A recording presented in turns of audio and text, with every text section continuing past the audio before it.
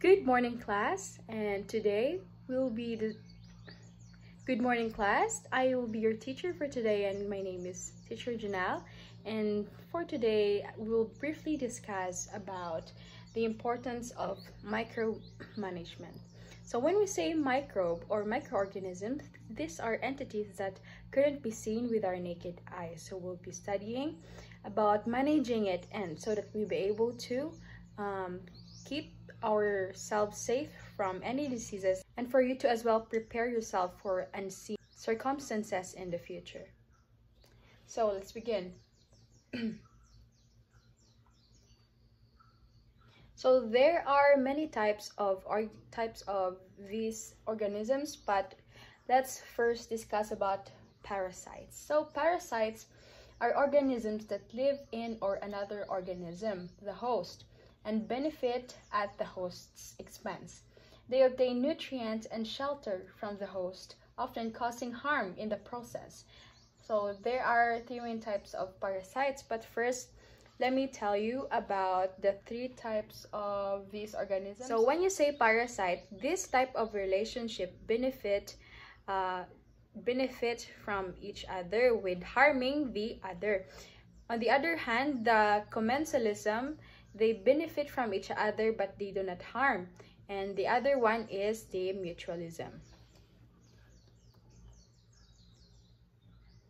So these are the three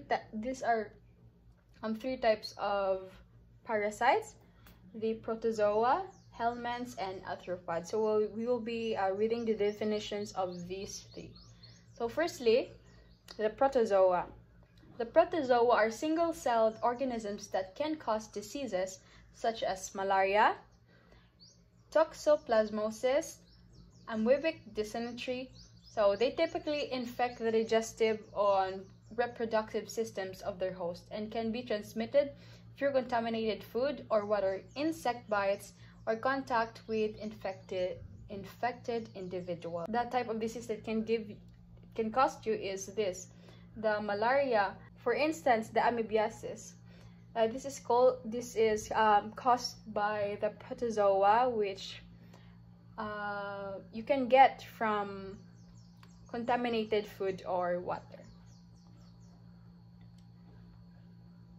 Next is the helminths, or typically known as worms. Helminths are multicellular worms that include flatworms and roundworms. These parasites can cause infections like schistosomiasis, trichinosis, and ascariasis. So helminths often inhabit the intestines, blood vessels, or tissues of their host, and typically transmitted through the ingestion of contaminated food or water, contact with the contaminated soil, or through vectors such as mosquitoes. Lastly is the arthropods. So arthropods, parasitic arthropods include insects and arachnids such as ticks, lice, fleas, and mosquitoes. They can transmit diseases like Lyme disease, typhus, and dengue fever, which is commonly for those who are near those places with a lot of mosquitoes. Arthropod parasites often feed on blood or tissue fluids of their hosts and can transmit pathogens through their bites or contact with their feces. So, next that we will be discussing is the life cycle of parasites. So the importance of discussing this is so that you'll be able to know and gain knowledge about the life cycle of parasites and how you can gain diseases, how they can transmit disease to you. So this will help you to be aware of your surroundings and for yourself to be safe as well.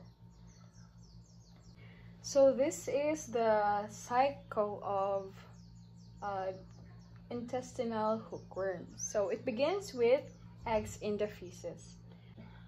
Rhabditiform. So this is the intestinal hookworms. this is also the cycle of a parasite, but the given example is the intestinal hookworm. So it began with the eggs in the feces from the human body. So rhabditiform larva hatches, and the next is developmental filariform larva in the environment. And next is the filariform larva penetrates the skin, so that is how it develops. So the next one is the impact of parasite on the human health. This is essential so to be able to know. So parasites can significantly impact human health, often causing a range of diseases and complications. These organisms, such as protozoa, helminths, and ectoparasites, can infect various organs and systems within the body. Some common health effects include gastrointestinal issues like diarrhea, abdominal pain, and nausea. Parasites can also lead to nutrient deficiencies due to their interference with nutrient absorption in the intestines. In severe cases, parasitic infections may result in organ damage, anemia, malnutrition, and even death, particularly vulnerable populations such as young children, pregnant women, and those with weakened immune system. Additionally, some parasites can transmit other pathogens, further exacerbating health problems. I suppose. Therefore, proper hygiene, sanitation, and timely medical treatment are essential for preventing and managing the impact of parasites on the human health. So therefore, we should be hygienic ourselves, and let us clean, and let us keep our environment clean as well. So what is the importance of understanding parasite biology? So what can you get from this? So what is the importance of understanding parasite biology? This may be absurd to other people, but this is really important so that we'll be able to aware with our surroundings. So understanding parasite biology is crucial for devising effective strategies to prevent and treat parasitic infections, as it allows for the identification of vulnerabilities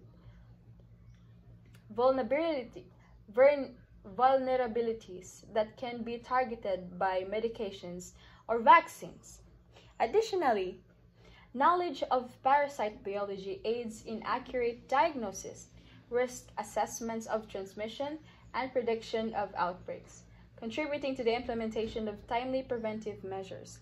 So, furthermore, insights into parasite biology provides valuable shedding light onto the intricate interactions between parasites, hosts, and environments, and their impact on the ecosystem's dynamics and biodiversity. So knowing the parasites and the cycle of it, we'll be able to know how we can acquire those diseases.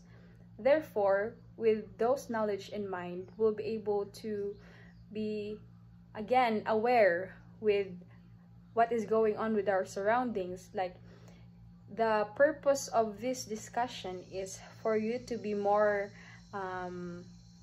careful with everything you do, and with whenever you go for walks barefoot, you will have that in mind, that by doing such you will acquire different types of parasites in your body that will soon lead to these different types of diseases that may cause you harm, or worst, death. So that is all for today, and thank you for listening, and I hope you learned something.